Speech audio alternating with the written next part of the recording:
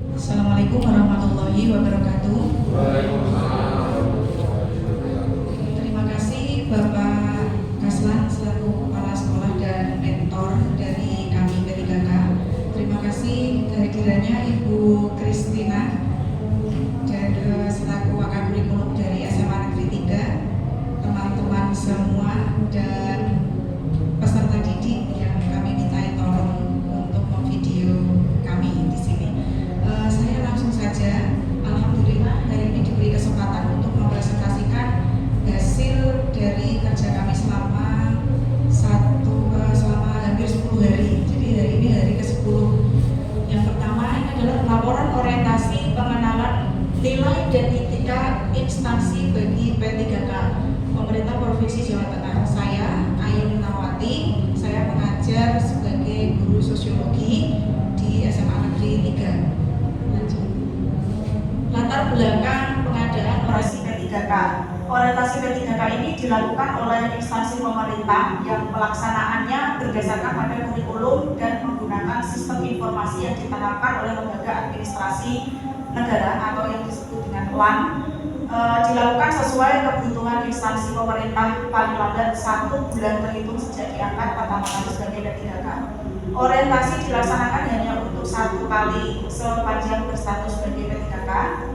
Masa orientasi akan memberikan pemahaman dan pengenalan bagi para pegawai P3K, sehingga sebagai guru sosiologi dapat melaksanakan tugas dan fungsi, nilai-nilai serta etika jabatan dengan baik dan bertanggung jawab secara profesional.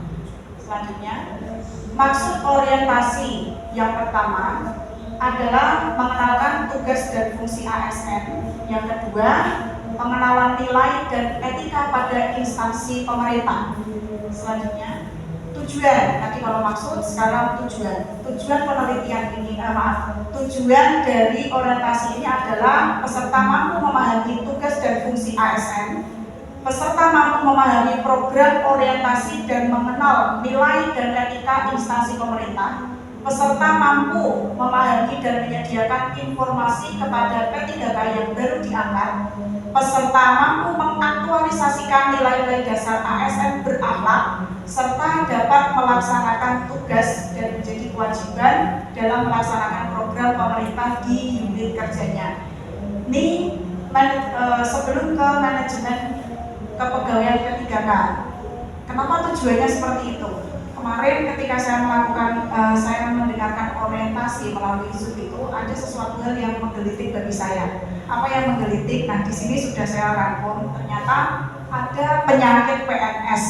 Itu yang saya dengarkan benar-benar. Apa saja penyakit PNS itu? Yang pertama ada AIDS, 2 asam urat, 3 asma, 4 batuk, flu, ginjal, jantung, kram, kudis, urat, paru, pucat pasi, TBC, dan lain-lain. Itu sampai saya berpikir jurnalnya mana, saya cari, nggak ada. Ternyata setelah saya mendengarkan penjelasan lebih lanjut, penyakit-penyakit itu merupakan sebuah akronim. Dari apa? Atau sebuah singkatan juga. Yang pertama, AIDS. AIDS itu singkatan dari alpha, izin, dikit-dikit sakit. Yang kedua, asam urat, asal sampai kantor, ujung-ujungnya tidur. Yang ketiga, asma, asal mengisi absen. Yang keempat, batuk, banyak ngantuknya. Flu, Facebook pelulu. Nah, ini masih ada kata-kata Facebook. Ini artinya adalah penyakit ASN zaman dahulu, Bapak dan Ibu. Sekarang sudah menjadi Instagram. Kemudian ada ginjal, gaji ingin naik tapi kerja lamban. Astagfirullah. Saya langsung majelet, ya Allah, siapa yang nggak pengen gaji naik ya Bapak Ibu ya. Tapi ini kerja lambannya inilah, ini yang seperti apa dulu kan seperti ini. Kemudian ada kudis kurang. Kudis itu kurang disiplin. Kram, kurang terampil, kurang rapi, panu, piket asal tulis dan lain-lain tidak saya sebutkan. Tapi kemudian setelah saya mendengarkan itu, akhirnya saya tidak jadi mencari jurnal-jurnal yang bersangkutan atau penelitian-penelitian terkait. Tapi kemudian saya mendengarkan lebih lanjut. Sebelum mendengarkan saya tertawa ngakak. Ya Allah, ternyata segitunya ya beliau-beliau ini mengamati bagaimana kita ini sebagai ASN. Kemudian beliau mengatakan lagi, kalau itu adalah penyakit zaman dulu, maka yang sekarang ini sudah ada penawarnya Bapak Ibu. Apa penawarnya? Nah ini nilai-nilai dasar ASN berakhlak itu adalah penawarnya. Oke, mari kita sebutkan sama-sama. Berakhlak. Kemarin sampai Bapak yang dari SMA 2 ya Pak Ragil, berakhlak itu benar-benar fasih. Kol-kolannya itu kok mantul banget itu loh, saya ya Allah Pak gitu kan. Kita sebutkan, coba Bapak Ibu. A artinya apa Bapak Ibu? Akuntabel. Kemudian K kompeten. Kemudian H harmonis. Setelah H apa Bapak Ibu? L. Apa itu L? Loyal. Kemudian adaptif. Terakhir adalah, nah ternyata obatnya seperti itu. Jadi sama. Nomor satu apa? Berorientasi pelayanan. Oh iya lupa, terima kasih. Berarti selama 10 hari Bapak kami mengikuti seminar kemarin itu, ternyata masuk di dalam jiwa dan juga sampai menyatu dalam diri. Artinya sudah terinternalisasi. Insya Allah Bapak setelah mengikuti orientasi selama seminggu kemarin, kami ini menjadi ASN yang benar-benar berakhlak. Amin. Doakan gitu Bapak Ibu. Insya Allah nanti tidak ada kelas yang kosong Bu Kris. Lanjutkan. Manajemen kepegawaian P3K. Manajemen kepegawaian P3K dilakukan berdasarkan sistem merit atau di situ adalah perbandingan antara kualitas, kompetensi dan kinerja. Saya tidak jelaskan lebih lanjut mengenai manajemen kepegawaian dan P3K dan lain-lain Bapak. Tapi nanti ada yang lebih kami jelaskan. Yang kedua, meliputi apa saja manajemen kepegawaian itu, meliputi penerapan kebutuhan, pengadaan, penilaian kinerja, hak dan kewajiban, gaji dan tunjangan, pengembangan kompetensi, pemberian penghargaan, disiplin, pemutusan hubungan penilaian kerja dan perhitungan. Selanjutnya, penilaian kinerja P3K. Penilaian kinerja P3K dilakukan dengan tujuan menjamin objektivitas prestasi kerja yang sudah disepakati berdasarkan perjanjian kerja antara P3K dengan pegawai yang bersangkutan. Penilaian kinerja P3K dilakukan secara objektif, teratur, akuntabel, partisipatif, dan transparan. Penilaian kinerja P3K didelegasikan secara berjenjang kepada atasan langsung dari P3K. Penilaian kinerja P3K dapat mempertimbangkan pendapat rekan kerja setingkat ataupun bawahnya. Selanjutnya, nah ini adalah RHK. Jadi untuk orientasi P3 tahun ini itu lebih ditekankan kepada RHK atau rencana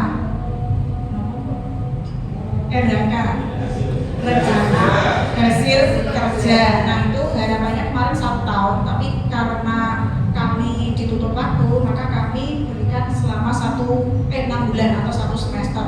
Nah yang pertama ini ada rencana hasil kerja yang diintervensi, artinya adalah yang diintervensi oleh kepala sekolah. Itu kan dari RHK itu ada, kalau saya itu 6 Bapak Ibu. Kami merencanakan 6 dan diintervensi oleh kepala sekolah itu 6. Tapi di sini saya menerangkan 1 saja dari ke-6 RHK yang diintervensi oleh beliau. Yang pertama, ini meningkatkan praktik kinerja kepala sekolah melalui observasi kinerja yang berfokus pada berbagi praktik baik. Nah, di sini rencana hasil kerjanya adalah meningkatkan praktik aktivasi kognitif yang berfokus pada aktivitas interaktif. Apa saja yang harus dikembangkan? Yang saya kembangkan adalah mempersiapkan perangkat pembelajaran yang hendak disupervisi. Sebagai yang dibicarakan oleh Bapak Kepala kemarin, bahwa salah satu tupoksi dari guru adalah mengajar, seperti itu. Kemudian sebelum mengajar maka kita harus wajib membuat yang namanya rencana pembelajaran atau sekarang dinamakan modul ajar. Kemudian melaksanakan kegiatan supervisi, melaksanakan asesmen penilaian, menghadap supervisor untuk menerima umpan balik atau evaluasi. Yang kelima adalah membuat laporan penilaian kinerja guru atau PKG. Jadi di sini ada aspek yang harus dilakukan adalah berkaitan dengan aspek kuantitatif. Aspek kuantitatif indikatornya adalah jumlah dokumen RPP atau modul ajar atau perangkat assessment atau dan hasil dari PKG. Jadi selain kita membuat yang namanya modul ajar atau perangkat pembelajaran, di akhirnya nanti karena ini berkaitan dengan supervisi, maka harus ada yang namanya laporan PKG. Kemudian targetnya satu laporan. Nah, selain aspek kuantitatif, ada juga aspek kualitatif. Saya di sini tidak saya sebutkan, tapi karena sudah saya lakukan, berarti saya akan tuliskan kualitasnya 100%. Waktunya berarti dilakukan selama 6 bulan. Kemudian kegiatan tahapan apa saja yang dilakukan? Yang pertama, menyiapkan perangkat pembelajaran yang akan disupervisi. Selain kita membuat perangkat pembelajaran untuk selama 6 bulan itu di kelas yang kami ajar, kami juga mempersiapkan perangkat pembelajaran di kelas yang akan kami supervisi. Kemudian yang kedua, konsultasi dengan supervisor. Nah, saya ini supervisinya Bu Ismi. Sebelum saya melakukan supervisi, sebelum saya terjun ke kelas, biasanya bertanya dulu pada Bu Ismi, ini nanti mau dibuat seperti apa? Kemudian ini saya nanti akan melakukan pembelajaran seperti ini nanti baiknya bagaimana? Biasanya saya seperti itu dengan Bu Ismi. Kemudian pelaksanaan yang terakhir adalah pelaksanaan supervisi itu sendiri. Output kegiatan yang pertama adalah berupa perangkat pembelajaran, yang kedua catatan konsultasi antara saya dengan supervisor saya, kemudian yang ketiga adalah laporan PKG. Terakhir, penerapan nilai-nilai berakhlak. Nilai-nilai berakhlak yang saya lakukan adalah saya membuat perangkat pembelajaran yang mampu membangkitkan semangat belajar siswa. Nilai-nilai berakhlak tersebut yaitu berorientasi pada layanan. Kemudian yang kedua, saya melaksanakan kegiatan pembelajaran. Nilai-nilai berakhlaknya adalah berorientasi loyal. Kemudian yang ketiga, saya melakukan diskusi dengan teman sejawat dan supervisor. Di situ nilai-nilai berakhlaknya berorientasi kolaboratif dan harmonis. Kemudian yang keempat, saya menyusun laporan penilaian kinerja guru atau PKG dengan cermat dan tepat waktu. Di situ adalah berorientasi akuntabel.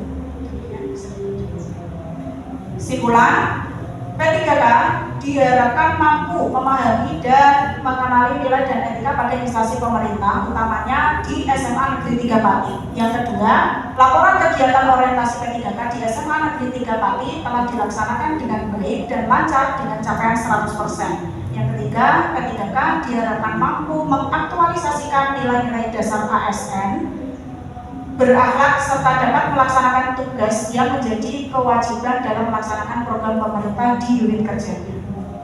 Terima kasih, demikian dari saya, mohon masukannya.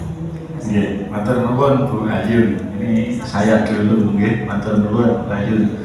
Penyakit ASN akeh dan Bu Ayu mau. Iya. Tetapi penyakit semuanya itu wis diobati nganggo orientasi berakhlak plus TPG. Plus TPG. Nek isih ana penyakit berarti obat itu tidak bisa membunuh semua atau mengobati semua penyakit yang ada. Ya toh? Kalau masih ada penyakitnya berarti obat itu tidak bisa. Tidak mujarab untuk penyakit tertentu. Tidak mujarab untuk penyakit tertentu.